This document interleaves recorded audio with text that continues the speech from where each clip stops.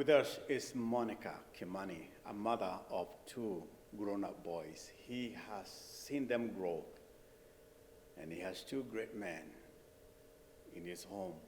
This evening, we had a moment with Coach Bulale from Kenya, talking to these young people, encouraging them to seize the moment when they still have it. Monicah, what does it mean to raise young boys in this country? I think it's a privilege to begin with, to be able to become a mother of young men who I consider good young men, fine young men. The hardest part for me was trying to bring out the man in them, which I realized very quickly that as a mom, I almost can't do it. So of course, they've been surrounded, luckily, by good men, either from church or from the family, who have helped them, who have helped guide them in the right way. So do you think they are going through more pressure than we did in our times? Are there more pressure here in America than maybe back home? Yes, most definitely. They have accessibility to things that we not necessarily grew up with. They have the phones, technologies, easily reachable, or they can almost not function without technology. So of course the pressure is much more. The world is closer. You know, they might not be with their friends at home, but they'll be in the home with them because, of course, of their gadgets. So definitely the pressure is much more. As you know, we had a coach from Kenya, Robert Bulale, who has actually been an inspiration, not just to these young people, but to men, because we had a conference here, so successful. What is your takeaway? I know you are not in that meeting, but I'm sure you have heard on the street the impact they got from this life coach, Bulale. What have you heard? I think we've come of age. I think these discussions are something that we should have probably started many years ago. I'm very happy. I've had very positive things. There are men who are very excited about the days to come. And what I'm most happy about is that my young men will now have something that they can copy from.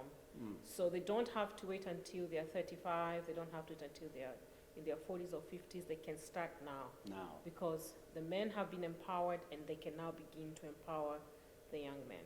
So they don't have to wait.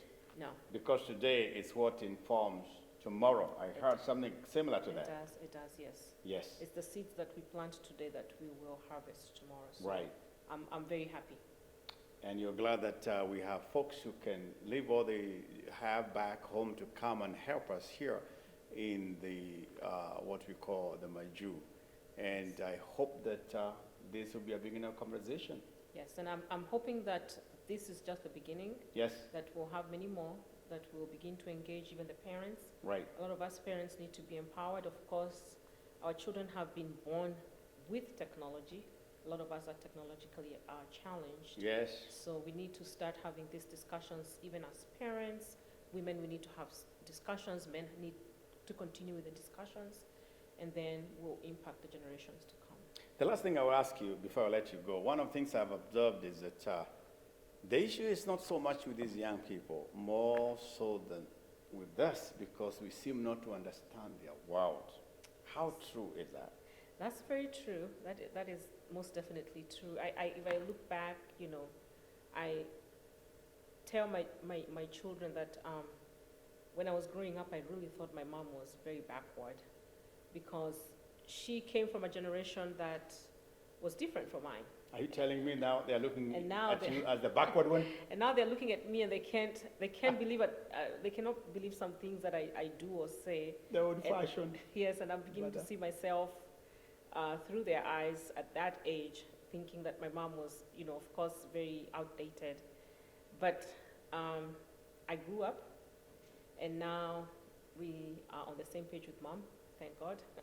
And I keep reminding them that in a few years, they too will have their children looking at them and thinking they're very outdated. So yes, we do need to catch up. I don't know how we can bridge that gap. These discussions, of course, most definitely are very beneficial to trying to bridge that gap. And I'm pretty sure we're on the right track, and we should just keep up. Be patient, be willing to learn, because it's the new normal. Yes. And not forget, We were once them. There was a time we were young. We thought we were smarter. And as you have heard, let's give them time, encourage them, and call people like Coach Bulala many times so that they can share what God has given in them.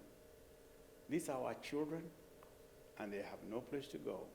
It's us together to shape them and remind them as they have been reminded. The future begins now. Yes. God bless you. See you in the near future.